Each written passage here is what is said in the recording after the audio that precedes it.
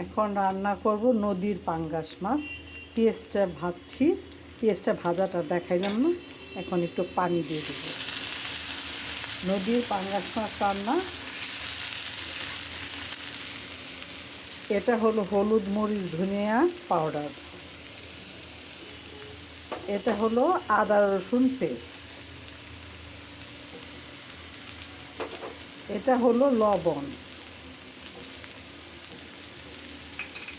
এটা দিয়ে দিলাম কাঁচামরিচ। এখন ভুনা করব।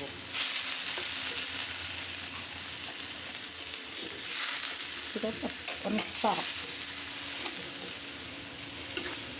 আস্তে আস্তে এটা ভুনা হতে থাক, তারপর বাকিটা আবার দেখাচ্ছি। মাছ ভুনাটা হয়ে গেছে, মাছগুলি এখন দিয়ে দিচ্ছি, কারণ আস্তে আস্তে এটা পাঙ্গাস মাছ, একদম নদীর তাজা টাটকা মাছ। পাঙ্গাস মাছ আগে খুব ভালো শ্রেষ্ঠ মাছ ছিল, এখন চাষের জন্য পাঙ্গাস মাছ কোনটা আদি আর কোনটা ভেজাল সেটা বোঝা যায় না। কারণ নদীর পাঙ্গাস মাছও দেখতে যেমন, চাষের পাঙ্গাস মাছও দেখতে তেমন, কিন্তু বোঝা যায় না কোনটা কি। এখন আমরা ভেজাল খাইতে খাইতে আসলকে হারাইয়া ফেলছি, মনে সবই ভেজাল মনে হয়।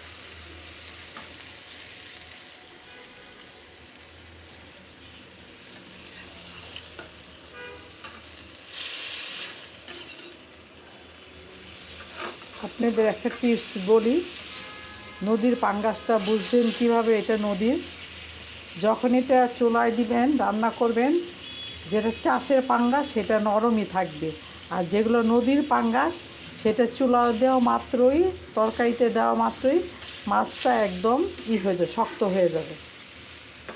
এটা আমি এভাবে চিনি মাছটা, পাঙ্গাস দেশি চাষের কোনটা আর নদীর কোনটা।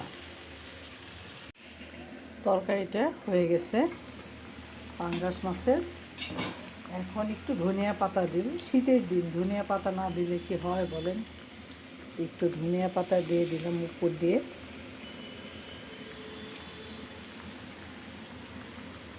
ধনিয়া পাতা এখনই খুব ভালো লাগে, আবার কতদিন পরে ভালো লাগে না আমার খেতে। তাইতে এখন ধনিয়া পাতা দিলে পরে তরকারিতে আলাদা একটা ফ্লেভার আসে, খুব মজা হয়। এখন তো শীতের সিজনে খালি খাওয়ার ধুম পড়ে যায়, পিঠা ভালো ভালো খাবার দিয়ে সব কিছু, কিন্তু দিনটা একদম ছোট। তরকারিটা হয়ে গেছে, একটু ঢাইতে দিলাম।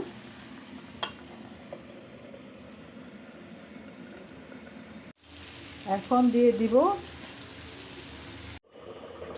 পাঙ্গাস মাছের তরকারিটা হয়ে গেছে, টমেটো দিয়ে পেঁয়াজ দিয়ে ভুনা, পাঙ্গাস আর ধনিয়া পাতা দিলাম, জিরা পাউডার দিয়ে ভুনা।